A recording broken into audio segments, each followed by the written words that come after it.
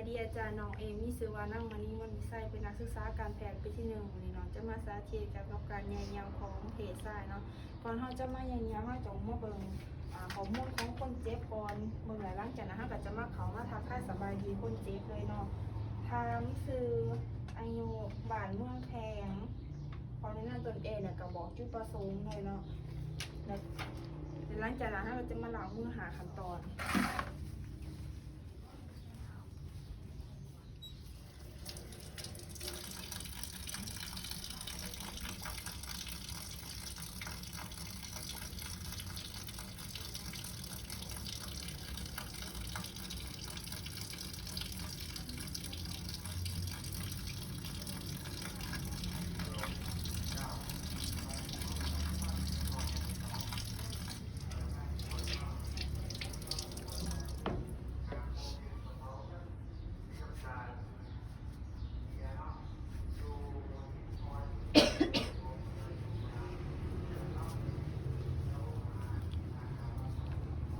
หลังจากนั้นดูอุปกรณ์พร้อมทั้งเขามาหาคนเจ็บหลังการเตรียมเลยเนาะ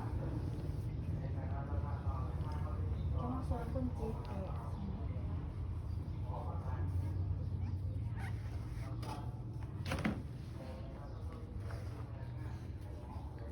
คนเจ็บอาคาออกของปวดนะ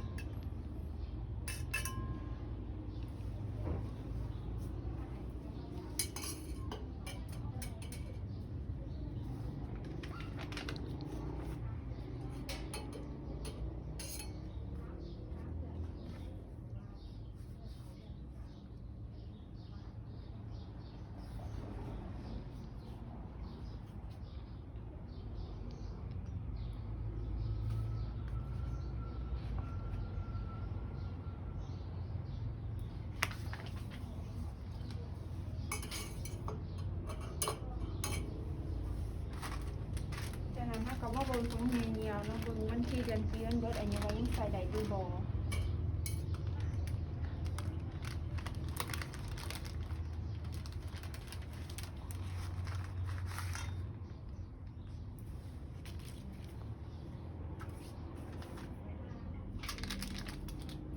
ด้วยกันเนาะเราต้องมาเบิ่งขนาดไซส์ของพอดีกับกับอายุของคนเจ็บของ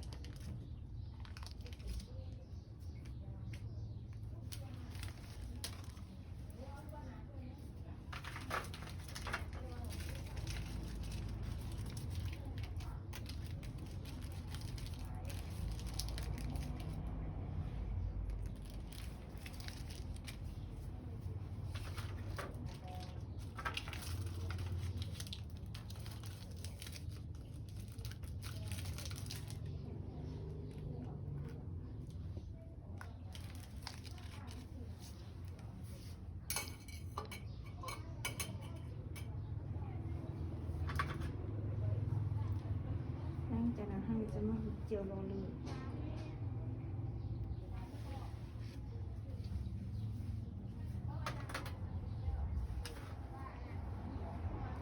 จะว่ามันเป็นตัวดีเนาะหลังจากการที่ว่าเขาจะใส่ทุกเทือมันเบิ่งวันที่เดือนปีผลิตแล้วก็วันเบิดอายุจะมาหยอดทิ้งก่อนหยอดหนึ่ง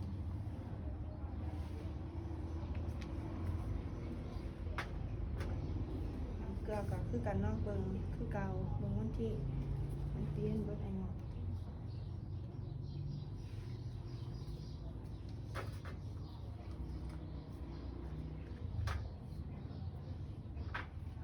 หลังจากนั้นเขาก็จะมาล้างมือเลยเราอีกเทือหนึ่งแล้วเราจะมาใส่ถุงมือที่เขาใส่เป็นถุงมือสเตอรีนเนาะถุงมือเอาเสือ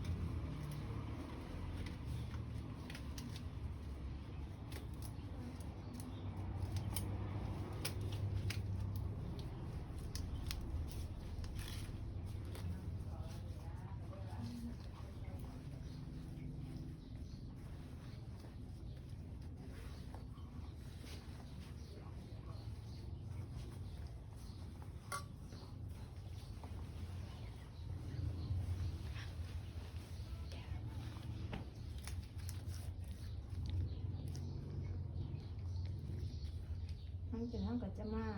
อนามัยอวัยวะเพศชายการอนามัย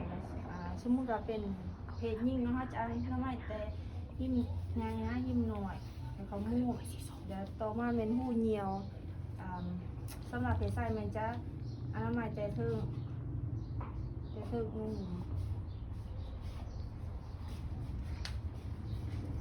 ฉะนั้นจะมันสิแบบเป็นตะลิง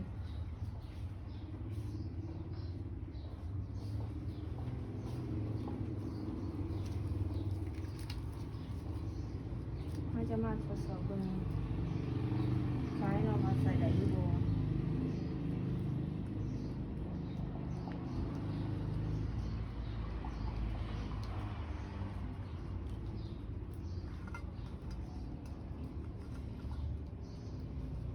จะนำผ่าแซที่มีเจลโรลเรือผ้า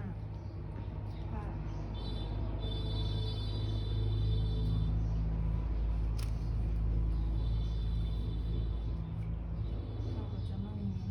จะแยกต่อค่อยๆแล้วก็จับมือหูลงแล้วก็ตามเป็นมุม90 องศา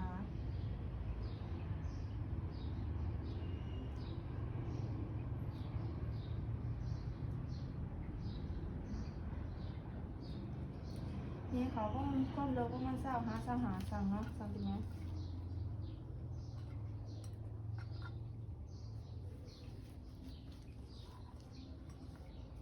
ก็ว่าเทน้ำกันลงไป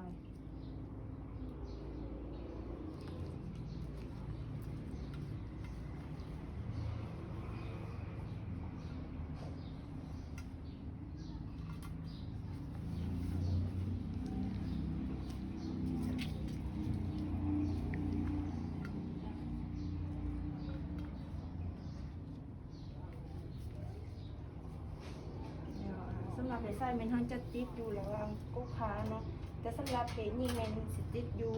บริเวณของหน่อย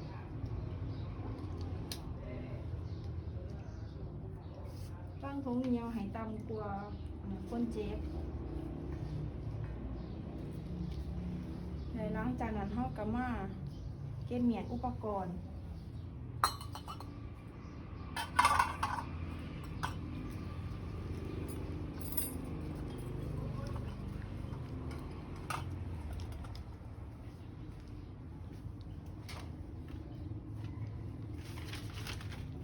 แล้วเขาก็จะมาใส่ข เครื่องให้คนเจ็บ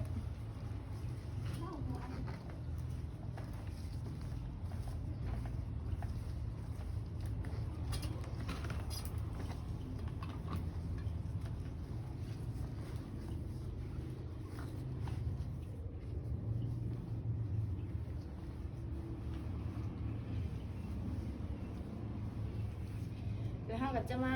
แนะนำคนเจ็บเนาะบอกให้คนเจ็บจริงแห้งเกินไปเพอจะเห็นให้ซ้ายยาวๆรูด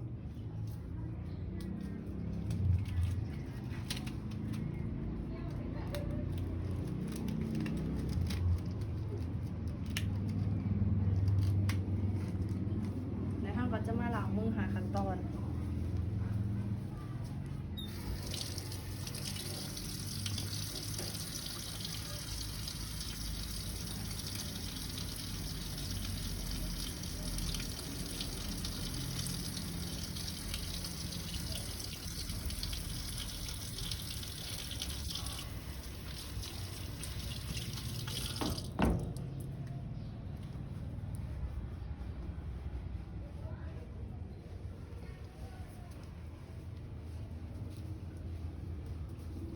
หลังจากนั้นเราก็จะมา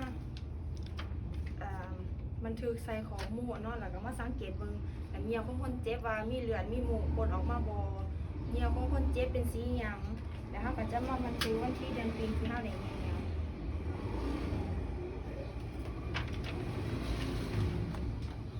ทันซาทีของน้องก็ได้จบเพียงเท่านี้เนาะขอขอบใจ